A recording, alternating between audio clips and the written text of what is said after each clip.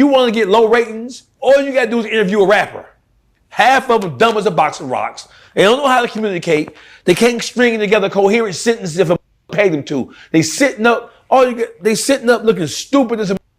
They ain't gonna tell the truth. It's gonna be the most boring shit in the world. The reason why Boosie is so popular is because Boosie would pop the average motherfucker won't pop and don't give a fuck about the consequences. That's why. Man, let's get to that, bro. Because I don't know if we discussed this last time about when Boosie said you can't go to PC as a real street. Right. Is that facts? That is absolute fact. Okay, break that down. Because I think it was him and Kodak Black were going back and forth. Yes. And he said once you go to PC, we don't respect you. We don't. Okay, break it down, the mentality. So listen, so PC, it has many names, right? So PC stands for protective custody. And protective custody is what you seek when you are locked up, either in county jails or in prison, right? Protective custody is where you go when you need protection. It's like A, B, C, 1, 2, 3. It's where you go when they isolate you from the regular population. Right. Right? And they put you in a situation where you have the sissies, the rats, and the other undesirables. So you're housed in a section, in a unit, right? Or on the wing with all the undesirable who are afraid to be out amongst the men. Right. Right? Amongst the men who when you're in prison, it is what it is, man. You in there with some of the most violent, some of the most aggressive, some of the stupidest on the face of the earth. I'm not saying that prison is a place that it's not where you find the best of black people or the best of any people. You're gonna find the worst of the worst in that motherfuckers who come from every situation you can possibly imagine, right? When you go, listen, if you have raised your hand and you have pledged allegiance to the code of the streets, once you go to prison, if you cannot seek protective custody for no reason, you got to stand up and stand on whatever happened. Even if you get stabbed up? You ain't on. They ain't stopped making one knife when they made the one he got.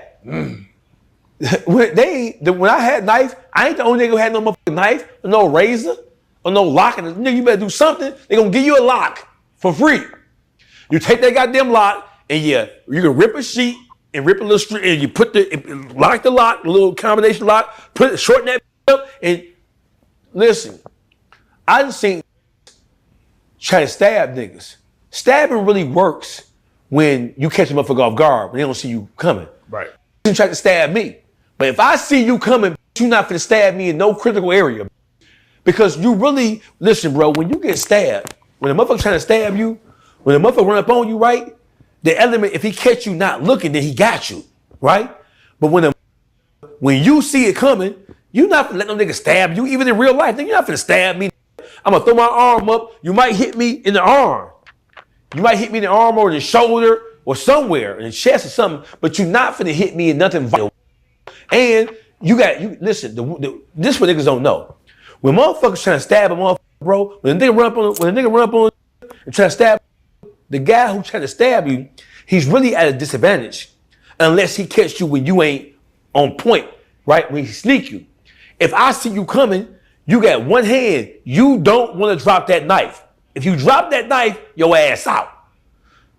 Your ass is out. So a motherfucker without the knife really has an advantage because the guy with the knife, you got one hand to really work with. You try to grab it with one hand and you trying to get him with the other hand. You feel what I'm saying? Yeah. So the whole thing is, niggas try to stab me before. You know what I'm saying? If I see you coming, you're never gonna stab me in no vital area. You might hit me in the arm, you might slice me, but you got a knife, I don't. So my adrenaline is rushing like a right? I'm gonna let you hit me in the arm, and I'm gonna grab your ass, and I got this for you. I got this for you. That's what push-ups is for. That's what squats is for. That's what lunges is for. I'm gonna grab you. You can stab me in my arm, because I guess all over here on stab mark. They try to hit me in the arm. I'm gonna grab your ass, and I'm banging your ass, and I'm gonna grab you and hold you, pull you closer. You can't get the stab off, and I'm biting you. I'm gonna bite I have bit your ears off. I'm biting your ass. What the f you think? Everything on you is a weapon when you're in prison. So biting is cool. That's not man, I'll bite a plug out your ass, boy. I'll bite your esophagus. I'll bite you. What are you talking about? We on physical, mortal, we on combat time. So is there anything off limits in the fight? Hell no. If it's life or death, I grab a dick and rip that off. I grab a dick. Nigga, if I'm in the cell and we banging that and knives and blades out, I grab your dick. I grab your dick and balls and rip them off you. I squeeze my let get into I will grab your dick and snatch that off. When I grab you and squeeze that, you go, oh! And I'm holding that, I'm banging you, bam! So what like take me through the next day after you did that. Like the next day, when you come out your cell, put your head down. You walk to the child hall with the white boys and the sissies and the Christians. Because the Christians and the sissies. The Christians accept all manners of sissies in penitentiary. Know what I'm saying? So most of the sissies go to Christian service because they be in Christian service. They be in Christian service over there fucking. Way to alienate half our fan base there, Dawgface. Appreciate it. I'm sorry. But in prison, the child molesters and pedophiles, they go to Christian service. Because, to turn the other cheek ass, Jesus. Sorry, Christians. Yeah. I'm sorry. You know what I'm saying? Yeah, what would Jesus do in that scenario? Jesus would kill them goddamn pedophiles and rapists. Yeah. Jesus wouldn't put up no shit. See, Jesus wasn't no punk. See, the biggest misconception, they think Jesus wasn't no hoe. Jesus will beat your ass. The Bible tell you that. When they say, hey, Jesus, your family is outside, he said, no, my family are those who are in here with me, doing what I do, worshiping like I worship, doing the work and doing the business of God. No, Jesus wasn't no hoe. These niggas got Jesus because the white man told you to turn the other cheek. No, Jesus was a rebel. He was a rebel. Jesus was a motherfucking gangster. They tried to punctify Jesus to make Jesus seem like he was a ass. Jesus wasn't no ass. He died according to Christian theosophy. You ass. It's not you, it's you, but he died for these ass. And how they repaid? He dead motherfucker 2,000 years. And listen, let me show you how fucked up humanity is, bro. So according to Christian theosophy, Jesus died not for his sins, but for the sins of everybody else.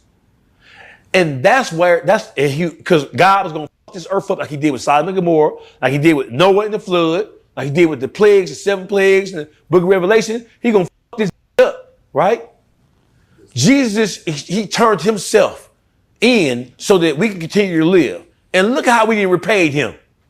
Look at what we turned this shit into. Look how we, and now the insult is he died for us and we ain't did nothing with the gift that he gave us, right? Yeah. That's number one. Number two, he got the nerve to still be talking about Jesus come back. He already died for you ass once. Y'all want him to come back and die again? Jesus ain't even getting no pussy. You ain't got no story about him getting no pussy, no head or nothing. So I died for you ass. And y'all want me to come back and die for you bitch ass niggas again. Now I'm coming back, I'm going to a strip club. I'm going to get me some pussy. I'm going to have me a menage. I'm going to suck some pussy. I'm not going to come back with you dumb ass again. I already died once for you ass.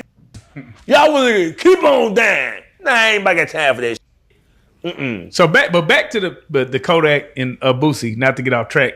What is it about the PC specifically that makes y'all not respect them? Because you have raised your hand and pledged allegiance to the code of the streets. And a part of the code of the streets extends to what happens once you get incarcerated, right? I can see if you were like a L7 square motherfucker, you on some white collar, you on some shit like that, you're square, you ain't really part of the gangster culture. Kodak Black is a part of what we call the gangster culture. See, black culture is like different genres of music. There are different aspects of what we call black culture. Black culture, it ain't just about gangster shit, negative shit. That's just what we talk about, right? Mm-hmm. But if you a street and you get locked up, you got to stand on business. You got to stand on street business, even in the penitentiary. It don't just stop when you get locked up. You can't be out here thugging.